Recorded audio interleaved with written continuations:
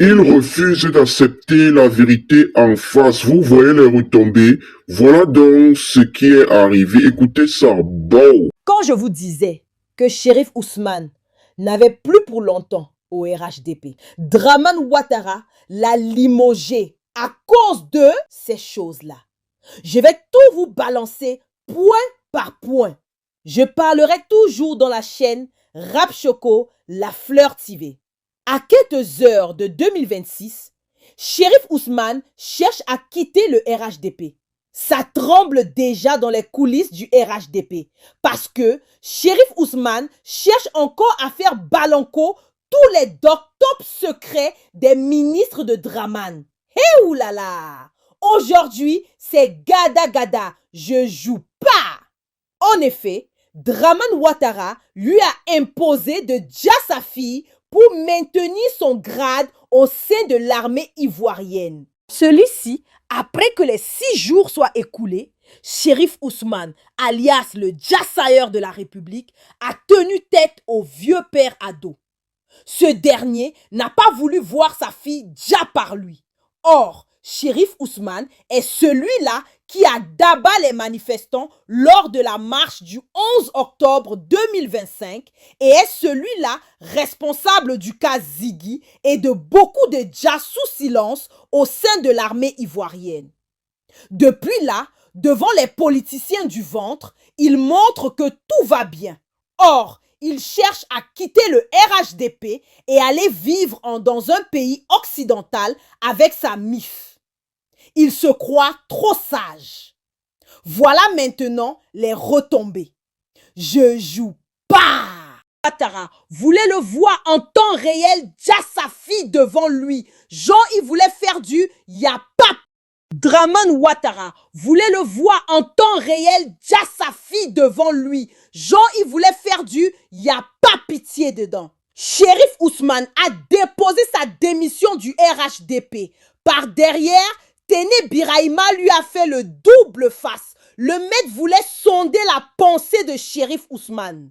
Et voilà maintenant que Dramane Ouattara a donné recommandation à tous les aéroports de Côte d'Ivoire de refuser le voyage de Sheriff Ousmane dans autre pays. Son sang est alors scellé à vie. Sheriff Ousmane, c'est la définition parfaite de, en tout cas, ces choses-là.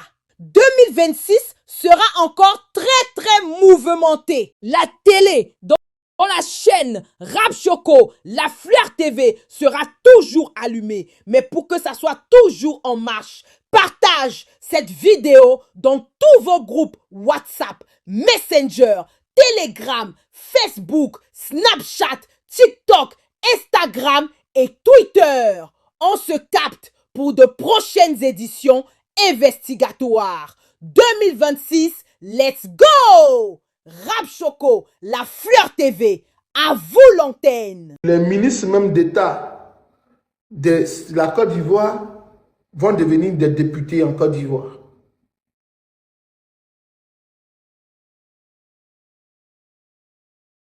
Je n'ai pas compris jusqu'à présent. Je ne sais pas s'il y a un militant du RDR qui est juriste qui pourrait m'expliquer cela. Je n'ai pas encore compris. Ceux qui m'envoient les demandes pour participer à mon live là, il y a une condition sine qua non. Si vous voulez monter sur mon panel désormais pour faire des interventions, je ne veux pas des personnes qui sont en avatar. Des personnes où il n'y a pas d'image, où il n'y a pas leurs photos. Je ne prends plus quelqu'un. Quand je regarde dans vos profils et puis je ne vous vois pas, je ne vois pas votre image, je ne vois rien de vous, je suis désolé. D'après les Anglais disent I'm sorry. Je ne peux pas continuer à parler avec des personnes sur la toile qui n'ont pas d'image dans les profils TikTok, qu'on ne voit pas. Je ne prends plus ce genre de personnes sur d'intervention. Non. Désormais, mon petit TikTok de 36 000 abonnés devient notre outil. Si tu as envie de faire une intervention, en Côte d'Ivoire, à partir de 25 000 abonnés, tu deviens responsable, co-responsable, d'après la loi ivoirienne, de ce qui va être dit sur son panel.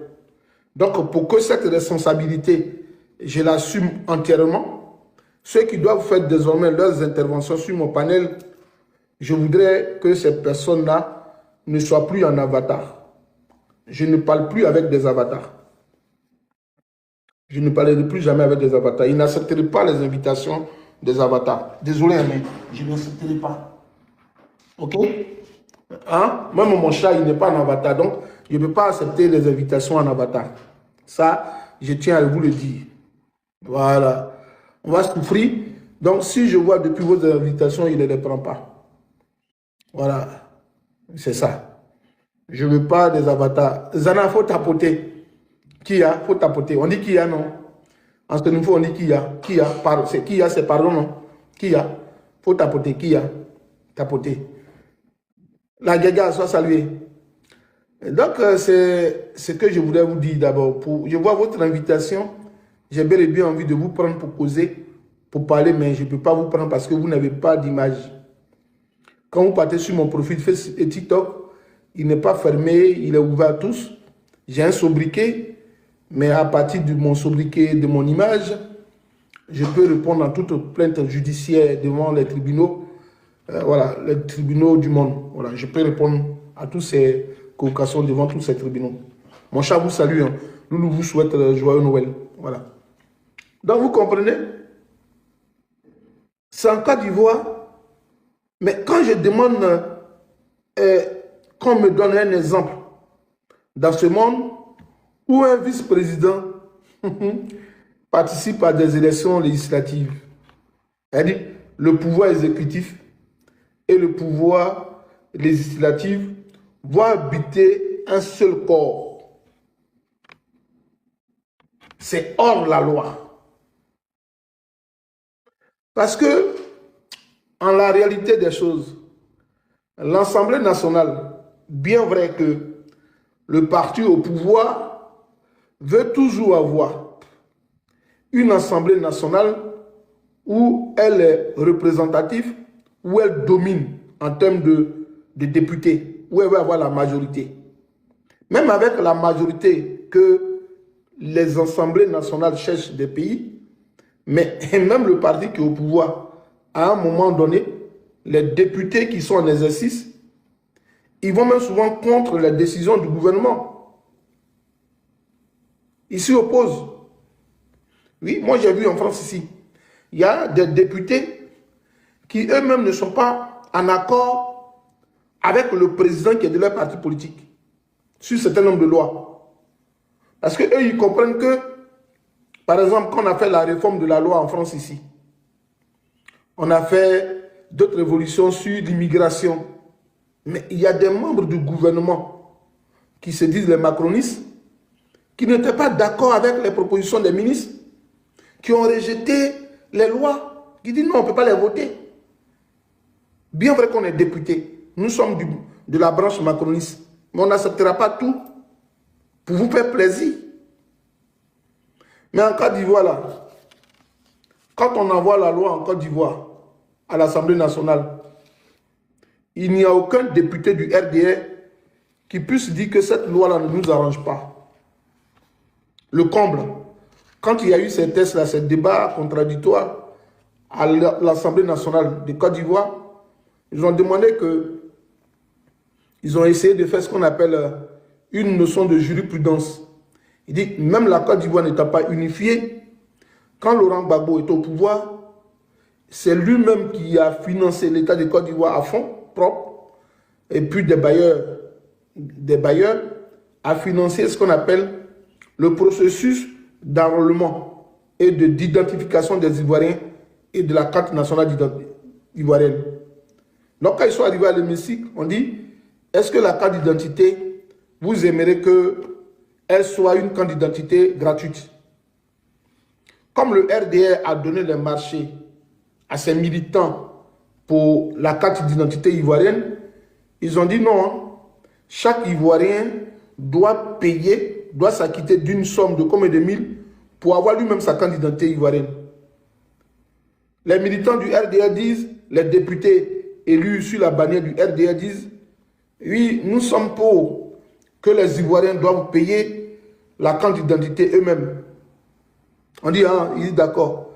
Quand les débats ont poussé, ils disent, nous les fils du Nord, cadre du RADP, militants RADP, nous on va payer la carte d'identité de nos parents. Ça c'est en Côte d'Ivoire, on a vu ça. Non? Ben, vous n'avez pas vu. Ils ont dit, vous, les Ivoiriens là, vous allez payer la carte d'identité ivoirienne. En revanche, nous les militants RADP, les cadres du RADP, ministres, députés, nous allons payer la carte d'identité de nos parents du Nord. Ça c'est en première fois dans un pays sérieux qu'un député qui est élu, qui devient désormais député de la nation, au-delà de son parti politique, à défendre les causes des minorités qui s'expriment comme ça à l'Assemblée nationale.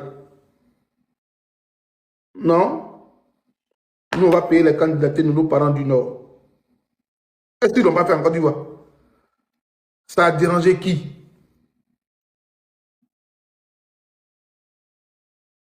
En tout cas, nous, le PPACI, on aurait voulu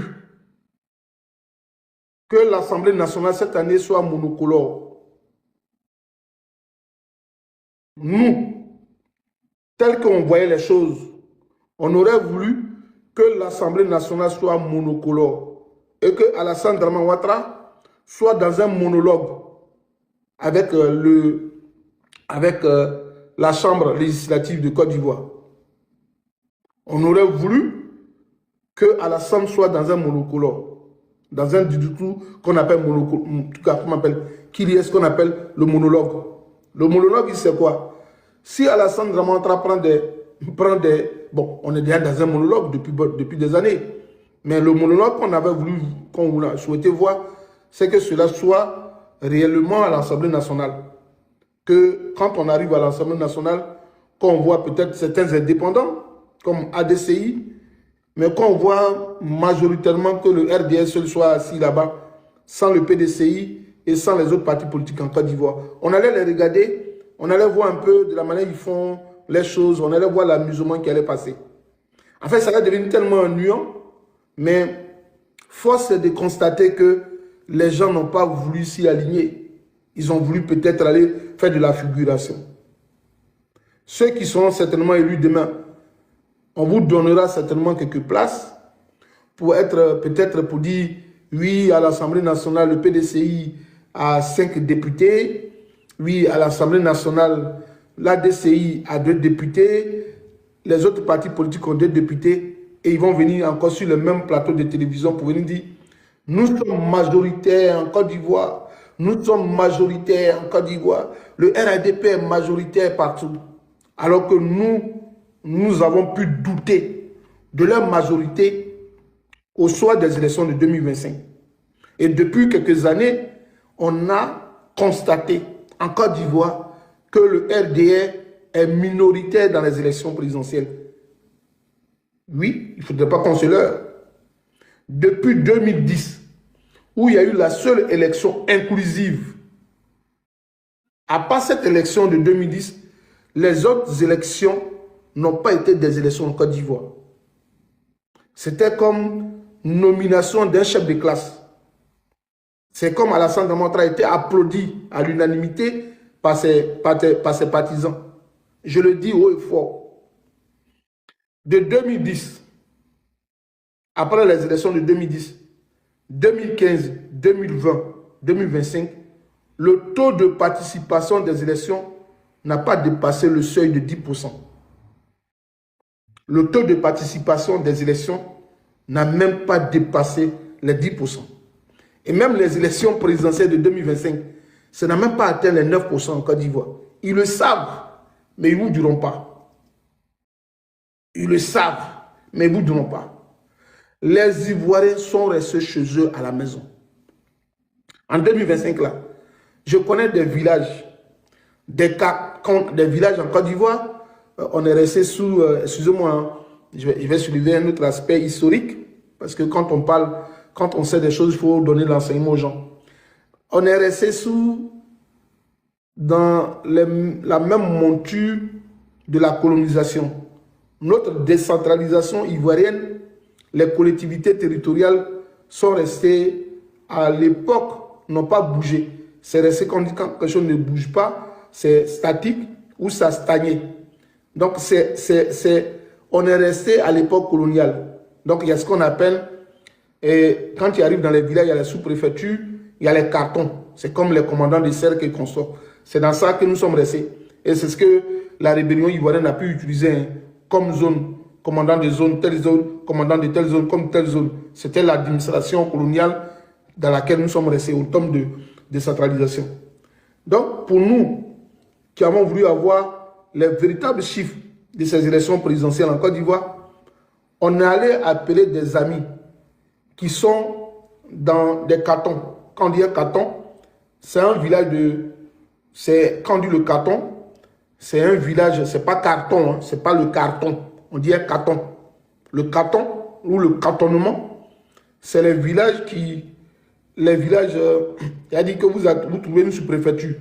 Dans la sous-préfecture, s'il y a, par exemple, 10 ou 36 villages ou 46 villages, vous allez partir les trouver et vous allez partir trouver qu'un village, un canton regroupe 10 villages, 10 villages, 10 villages. Nous, en Côte d'Ivoire, on a fait un sondage. La sous-préfecture de Guibérois, que je connais mieux, les 3 sous-préfectures de Guibérois, il y a eu des villages, des cantons, où il n'y a même pas eu bout de feuille dans les urnes. J'ai appelé Guibérois, on m'a dit, ici, là, les 5 villages d'ici, là, 6 villages, là, même jusqu'au campement, il n'y a même pas une feuille qui est passée pour dire qu'ils vont voter. Ils ont dit aux gens des élections, allez voter à Guibérois-Ville. Si vous voulez choisir Alassane comme président, mais nous, nos villages, on ne vote pas. Il y a des villages entiers de Côte d'Ivoire qui n'ont pas voté. Il y a des villages en Côte d'Ivoire, des cantons, ils n'ont même pas mis une feuille dans les urnes. Je ne vous parle pas de villages où il y a 5000 habitants, où il y a 500 habitants. Je vous parle de villages où il y a près de 3000 habitants, 4000 habitants, 6000 habitants. Il y a des villages, gros villages, où il y a eu des habitants qui atteignent les 1500 habitants, où ils n'ont pas voté.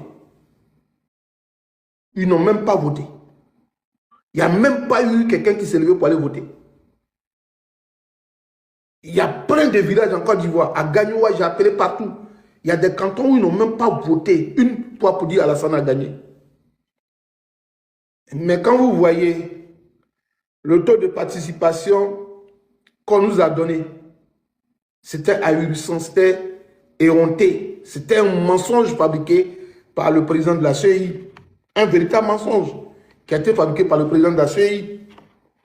Il nous dira, oui, il y a eu près de 50% des personnes qui ont voté. C'est faux. Parce que je le dis toujours, quand on fait un peu un rapport géographique, il y a certaines régions ou certains pays où le nord est moins habité par rapport au sud et au centre et l'ouest des pays là. En Côte d'Ivoire, c'est le cas. Le nord de la Côte d'Ivoire, en termes de densité de population au kilomètre carré, le nord de la Côte d'Ivoire est moins peuplé que le sud, l'ouest et le centre. Ce n'est pas un débat. Le nord de notre pays là est moins peuplé que le sud, le centre et l'ouest et l'est. Ce n'est pas un débat. Je mets quiconque au défi. Le nord de la Côte d'Ivoire est moins peuplé. C'est-à-dire, si on prend l'électorat de Daloa, on prend l'électorat de San Pedro Soubré, on prend l'électorat de Sassandra, de Divo, Lakota, et puis Gagnoua. Ces villes-là surpassent en termes de population la population du Nord. C'est-à-dire que pour gagner des élections en Côte d'Ivoire, racler des élections, il faut gagner la ville de Daloa. Il faut avoir eu la ville de Soubré. Il faut avoir la ville de... pour gagner les élections en Côte d'Ivoire, on dit, celui-là, il va être président de la République de Côte d'Ivoire. Soubré. Parce que quand il parle de Soubré, les gens ne vont pas comparer. On dit, pourquoi tu parles de Soubré? Bonsoir, mon frère Moussa. Soubré, c'est une zone. Quand Félix Houphouët-Boigny vivait, il y a eu délocalisation du peuple baoulé pour un barrage qui a eu lieu en Côte d'Ivoire. Donc, Houphouët-Boigny, collaborateur ou qui collaborait avec Charles Dongwayi Boza, président de l'Assemblée nationale de Côte d'Ivoire, à l'époque, ont pu déplacer le peuple baoulé vers Soubré. Donc, V1, V6, V6, les villages que je suis en train de vous citer, fait qu'il y a une forte population, il y a une forte densité de population de Côte d'Ivoire, du centre de la Côte d'Ivoire baoulé, qui ont retrouvé les cousiers, les niais de bois, là-bas dans le V baoulé, à Soubré. Ce qui fait que la population à partir de Soubré, San Pedro, Teriagui, Miyagi, il y a une forte population des Ivoiriens là-bas. Donc quand tu prends la zone de Soubré, ici à Daloa, tu arrives jusqu'à vers Sassandra, tu vas vers Divo, Lakota, Gagnoa, arriver à Yamoussoukro, ces zones-là. Si un président aux élections présidentielles a raclé là-bas et qu'il arrive maintenant à Abidjan et puis il partage certains lieux, il gagne Yopougon, il gagne Abobo, il gagne un peu Koumansi, parce qu'à Bobo, à Gamé, qu'on dise, Agamé n'est pas trop peuplé. Agamé est un lieu commerce. Agamé est le centre d'Abidjan. Donc, à Gamé, il n'y a pas de population qui y habite. Donc, à Gamé, il n'y a pas une forte population. Donc, quand tu gagnes ces zones-là, et puis on te rapporte les vies, et puis on dit, l'autre candidat a gagné, et il a gagné à Kachola, il a gagné à Bundiali, il a gagné à Korogo, il a gagné à Fekese-Dougou dans les villes là. Ton cœur ne bat pas. Parce que là-bas, il n'y a pas de population. Il n'y a pas. On dit non, il a gagné à Kunto, il a gagné à Fie, il a gagné à Séguéla, au Djéné. Il n'y a rien là-bas. Il n'y a rien. Quand tu regardes cette zone-là, c'est comme le Canada. Comment un monsieur qui est en campagne, il attache et à Kéké, et puis il met son maillot, il met l'argent dedans, et puis il jette. Et puis il est dans 4x4, hein, et puis il jette ici. Et puis vous prenez. Il me dit, il y a quelle catastrophe en Côte d'Ivoire? Il y a quelle crise humanité? Le gars, il est dans une voiture 4x4, voiture de luxe. Il emballe les t-shirts, il met à Kéké, il met des petits billets de 500, votez-moi, et puis il jette. Il jette. Et puis il y a des gens qui prennent. Ça froulaille. Qu'Allah, que Dieu m'en préserve. Moi, toi, tu as jeté quelque chose comme par terre pour dire moi de prendre. Même tu as me donné ton t-shirt. Tu as fait quoi avec? Je ne sais pas pourquoi vous tardez à partager dans tous les groupes WhatsApp, Telegram, Instagram, Facebook, TikTok, Snapchat. Et j'ai remarqué que de temps en temps, vous aimez faire souvent palabre. Mais il tient déjà à vous le redire, à vous le réitérer que cette église médiatique, c'est une église médiatique de paix. Et nous sommes là pour vous informer partout, dans tous les pays d'Afrique de l'Ouest et dans tous les pays de l'AES. Bienvenue donc dans cette église médiatique qui accueille tout le monde. Bienvenue donc dans cette nouvelle édition pour que vous puissiez comprendre que cette église médiatique ne pourra jamais tomber. Merci déjà pour les likes, pour les partages, pour les commentaires. Comme d'habitude, vous connaissez que on ne joue pas avec et ces choses-là sont vraiment, en tout cas, on se dit à la prochaine. Portez-vous bien. Dans bientôt, nous allons encore faire du ça sera encore des éditions vraiment très bien faites. Et nous croyons qu'ensemble, nous allons bâtir une bonne église médiatique. On se dit à la prochaine ensemble. Bisous là-bas, les gars. Bon.